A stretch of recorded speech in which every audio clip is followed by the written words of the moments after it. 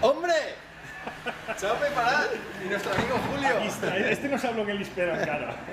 Bienvenidos a RPM Studios y a los locales Download. Bueno, amigos, aquí tienes mi bicicleta con la que vendré a trabajar durante todos los días de la grabación para mantenerme en forma. Bueno, així anem a pegar-nos un mes i mig, gravant, discutint, descollonant-nos, pegant-nos calboig, tot. Esta és la guitarra que va gravar Arnau, és una superguitarra. Ahí estamos, ahí estamos. He visto una luz. I així estem entrant en lo que és l'estudi, on també passarem un mes i mig, però individualment. I res, això és lo que n'hi ha. Socorro! Socorro!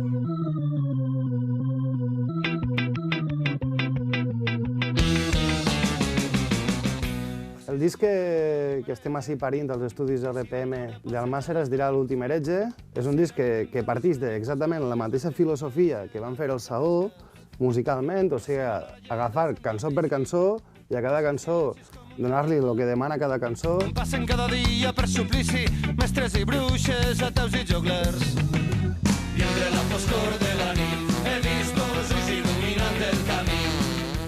En aquest sentit, l'estil són els estils que vos podeu imaginar de la Gossa Sorda, ja de ska, reggae, folk, rock, punk, hardcore, pachanca i tot el que voleu posar-hi darrere. Però sí que és veritat que pot ser inconscientment i no sabem exactament per què, perquè ens ho demanaven les cançons, sí que aquest disc serà més contundent que el Saó.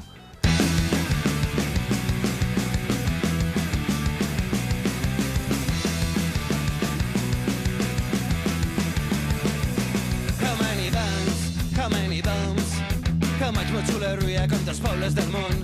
La via de l'imperi m'infecta la vista. Manhattan, Tel Aviv, Miami, Wall Street. How many bands, how many bombs. Quanta arrogància absurda dels falcons neocon. Jo crec que hem tornat als orígens, no? A la ràbia eixa puncarra que tenien quan van començar. Crec que ara n'hi ha més presència d'això, d'eixa actitud punk i de ritmes més canyeros, més bàsics, més puncarros.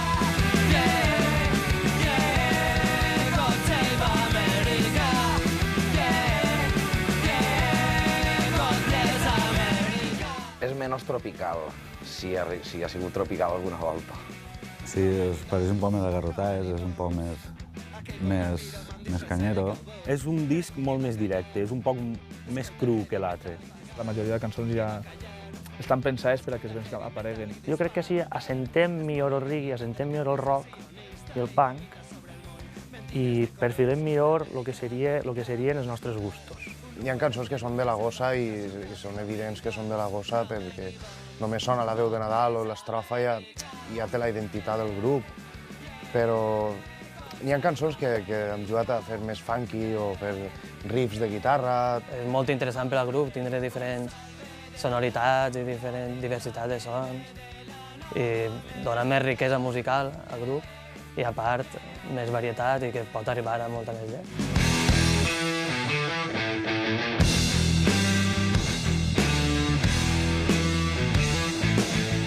Jo crec que no està tan treballat com l'altre a nivell d'arreglos i en canvi sí que està treballat a nivell de ritmes i de tindre un concepte molt més directe, no? Molt més rock. La presència de Jordi i els seus baixos ens ha fet també un poc buscar uns altres sabors musicals. Gràcies a Jordi, que és el nostre nou baixista, que ja estava en l'anterior disc però que no tenia tanta presència a l'hora de la creació i tal, ell ha portat un element més rockero, més riffs de guitarra pesats i més consistència de les guitarres rockeres, distorsionades. Quan vaig entrar al Saó, les cançons estaven un poc més ja fetes. Aleshores no vaig quasi aportar una influència rockera, cosa que sí que ha tingut l'oportunitat de fer-ho en aquest disc.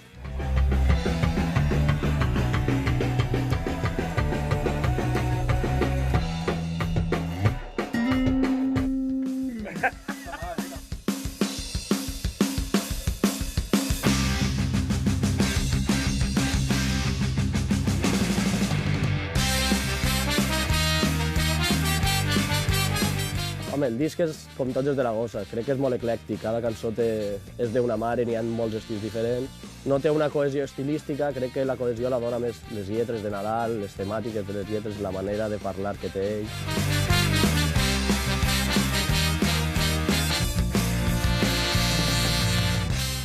Està tot basat en una metàfora que és el de l'últim heretge, un esdeveniment que va passar a principis del segle XIX a la ciutat de València, i és que, i molta gent no ho sap, es va executar en plaça pública a l'última víctima de la Inquisició espanyola, que era un mestre que tenia unes idees massa progressistes i massa racionals per a l'època i que el poder establert de la ciutat de València, del País Valencià i de l'Espanya de l'època no van deixar que una persona així poguera adreçar-se als seus alumnes i explicar-los certes coses que estaven molt mal vistes, no? I més en aquella època.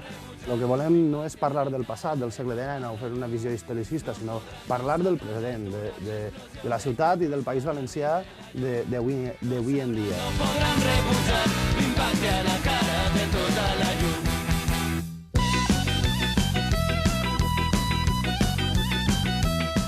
A l'hora de gravar en un estudi, aquestes coses són diferents. Necessites solitud, necessites estar a soles, centrar-te en el teu instrument, centrar-te en l'instrument anterior a tu, perquè hi ha un ordre molt marcat també. Primer grava la bateria, després el baix, després les guitarres, fins a ja totes veus més agudes, una veu, una dolçaina, un trombó, una trompeta. És una mecànica de treball que ajuda sobretot a que el disc sone molt més compacte. Perquè no poden estar tots així, gravant, així tots a l'estudi, seria un majao. L'estudi és una cosa i el disco és una cosa i el directe és una cosa totalment diferent.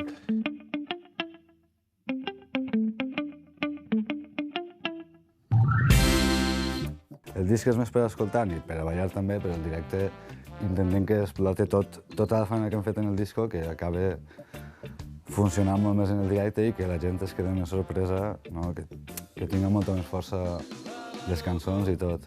El directe es viu més, està al calor del públic i de la gent i nosaltres disfrutem d'una altra manera. És com que així és més jugar en casa i allí és anar a jugar fora, a jugar al camp del Madrid, no? Per dir-ho d'alguna manera. L'estudi és més relaxat i has de pensar més. I l'escenari és més... L'espontaneïtat és el que compta, home, no és el que més compta, però compta molt. L'espontaneïtat compta molt i compta molt l'energia i les ganes que li posa a les coses. A l'estudi, si te'n passes d'això, si te'n passes d'energia i d'espontaneïtat, moltes voltes no arribes a conclusions clares perquè el perdis l'espontaneïtat. I en el directe no, no? En el directe tu ja portes tot clar, a l'estudi no, a l'estudi tens que triar, posar, llevar, corregir, i clar, i això requereix una reflexió sobre la marxa, que clar, que moltes voltes no té res que veure en l'escenari. Jo l'estudi d'alguna manera ho veig com un tràngol que s'ha de passar i que en aquests moments ja no pateix com abans, però jo m'agrada molt més el procés de creació de les cançons quan comences a parir-les i després quan les toques en directe. La part d'enmig de l'estudi jo reconec que és una cosa que s'ha de passar, que no ho passa tan mal com abans, però que no és el meu, vamos.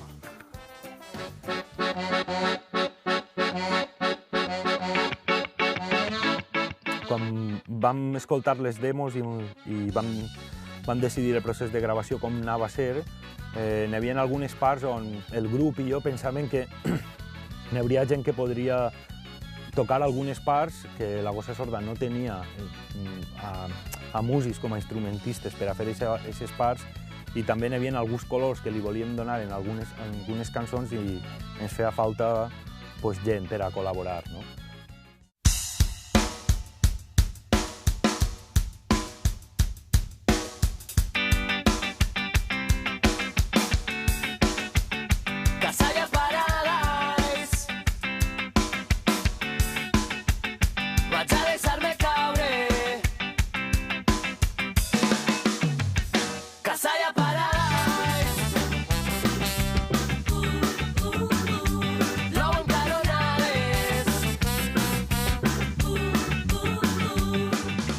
Van avisar després ahir que volien que gravara alguna cosa en ells y yo siempre he disposat. Son amigos meus de toda la vida. Nos han pedido un poco una colaboración un poco más en estilo rap, que es lo que hacemos nosotros, en lo que mejor nos defendemos. La verdad es que ha sido genial porque son una gente súper receptiva, súper abierta a las nuevas ideas y ha funcionado todo muy fácil. Pues ha sigut tota una sorpresa per a mi perquè no m'ho esperava, ja que estava un dia tan tranquil a ma casa i em va cridar el Jordi Xoto, te recordes de mi, que sóc l'amic del Tato, que no sé quantos...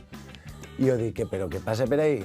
Dic, pues no res, tu m'han dit que tocaves l'acordió i tal, i que tenies un acordió i a veure si podies vindre a gravar un tema en la gossa sorda. I jo dic, ostres, de puta mare, sort és que tenim un xicote problema, que no tinc acordió, l'ha canviat per un piano elèctric. I no res, ell em va dir, pues tranquil, que nosaltres ens busquem un acordió i el que faci falta. Jo vaig començar a tocar, el grup el van fer Nadal i jo, va sorgir, la idea va ser meua, perquè és una cançó que havia escrit jo ja fa temps, i li vaig comentar a Nadal, i parla de la història de la gossa. Entonces la idea era posar les cançons, agarrar les paraules de les cançons i mesclar-les. Fa unes setmanes estava jo en casa tranquil·lament, va sonar el telèfon i per a la meva alegria la gossa sorda em demanava que fera acords en el seu nou disc i ràpidament m'enviaren les cançons, m'encantaren, m'agradaren moltíssim i vaig dir, sí, clar que sí, jo faig cors i vos balla i vos canta i tot el que vulgueu. Estem encantats de col·laborar amb la gossa sorda. Malauradament només era una cançó perquè no es pot d'una altra manera, però bueno, en una cançó que es dirà, suposa que vergonya. Vergonya, cavallers, vergonya, vergonya, cavallers, vergonya. Vaig quedar després ahir en Nadal, em va contar de que anava el rotllo de la cançó, però en tenien que anar vestits de les lletres, més o menys del que parlava la cançó, i bé, la veritat és que he estat 2 dies sense eixir de casa fins a que ha trobat alguna que m'agradara. Dona com va bomba quan hi ha els diaris. Jo col·laboro en el tema Falsos y Absurds, que es un tema que canta Seguil, un poquito también metiendo caña a los medios y pues eso, a los falsos absurdos que nos venden. Quiso contar con nosotros, por ejemplo conmigo, para hacer un tema así también abierto, que se dice Cazalla Paradise, que es un tema así con un poco alegre, hay de todo, reggae, rap, yo meto los trozos de rap y tal, un poco ska también. Jo col·laboro en 2 cançons, una és Cazalla Paradise, encara que a mi la Cazalla sempre m'ha sentat malament, en la cançó faig com un poc apologia de la Cazalla i estic així com un poc nerviosa perquè quan veus Cazalla les coses no són com realment pareixen. I l'altra és Babaloco, que és la història de...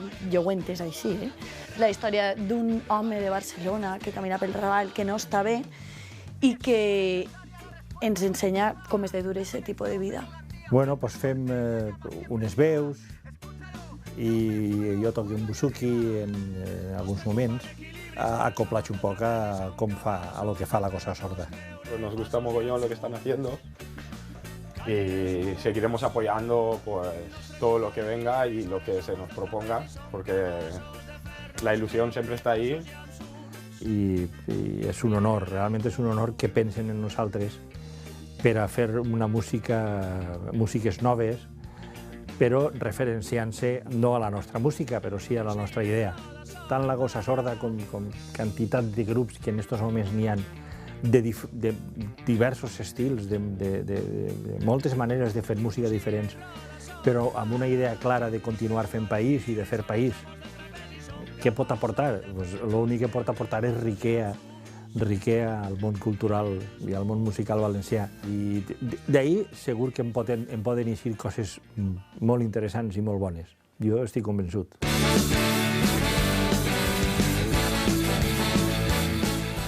La meva feina com a productor és un poc organitzar tot el material que m'arriba a mi quan el grup em crida per a gravar el disc. En els primers encontres que tenim, mirem el material, l'escoltem i entre tots decidim per on podem anar i jo mostro la meva visió de com podria ser i ells també. I en resum és un poc organitzar tota la feina, que el grup estiga a gust en el que ells han proposat en les demos abans del disco i després buscar el so també que li doni tota la presència i el cos a les cançons que ells tenen. Quasi el millor dels sistemes del món t'ha deixat amb racó com amb gos. I vaig escoltar la veu dels que marxen. Receptes novelles, camí del copà. A mi treballar amb Jaume és de puta mare, perquè és un col·lega més que el posa les coses superfàcils, que quan no tens algo t'estimula per a que ho facis bé i quan tens algo guai el recolza i te fa saber que estàs fent les coses bé. La producció que fa Jaume bàsicament és la d'ací, la de quan estem a l'estudi, portem el tema i el toquem i mirem ja, o sigui, el que diu ell, això és una merda, això és una altra merda, això està guai, anem a deixar-ho. La veritat és que a nosaltres ens dona molta seguretat, perquè és el nostre productor de los siglos de los siglos, no? Des que van gravar les primeres maquetes, aquelles que no ens vam atrevir a ensenyar a ningú, i la veritat és que això ens dona molta seguretat. És una persona que ajuda moltíssim a l'hora de gravar qualsevol instrument perquè té una facilitat molt gran a l'hora de saber colpets o detalls que ajuden a qualsevol tipus de músic, no? Un baixista, guitarra, bateria. En Jaume i en Roger aprenc moltíssim perquè són persones que tenen molt de coneixement sobre música i sobre les cançons com a producte, com a una cançó. Haurem entrat dins d'un estudi sense tindre el Jaume i haurem patit moltíssim, Possiblement ara no patiríem tant. També sap exactament fins a quin punt cadascun de nosaltres podem arribar i què és el que podem donar de si, i això fa que no pergues tant el temps i que aprofites més la feina, no? I la veritat és que és una passada treballar en ell. No sé si qualsevol altre productor seria capaç d'aguantar a l'assemblea de Mahara esta que som nosaltres, saps? Corten!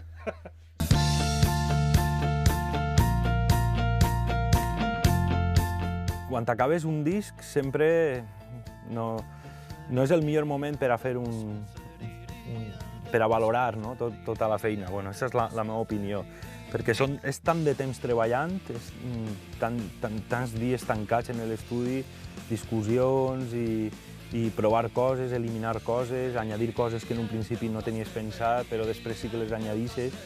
I a mi sempre m'agrada esperar-me un temps i tornar a escoltar i dir, i ahir és quan tinc el cap més net, no? Preferiria homes i dones objecte que anellen un munt de subjectes passius preocupats per l'escorça només. Fugiré d'aquest món. Esto ha sido repetir la experiencia de encontrarte con ellos otra vez, de trabajar durante mes y pico en el estudio y realizar todo el proceso de grabación, que para ellos es más tedioso, pero para nosotros es el día a día y es lo que nos gusta hacer. Entonces con Jaume, que es el productor, también hay un ambiente muy familiar y con el grupo, con lo cual ha sido bastante divertido. Jo estic content en este disco per la dinàmica de treball que hem tingut. Sempre pareix que anem un poc accelerats, però al final tot acaba ixint bé. I la veritat és que el resultat, per a tot el material que teníem abans de la gravació, estic content. Mires a les vores i em preguntes en quin dels extrems has de decidir de participes en aquest merder. Tens la teva herència, pautes il·lustrades, guerres preventives i conflictes de capella que evidencien el descrèdit d'Occident. Apocalipsi, udol de llops, tendència de sectes que es molen l'essència del mite, criden els cínics que citen versicles corànics i bíblics. Se acabó.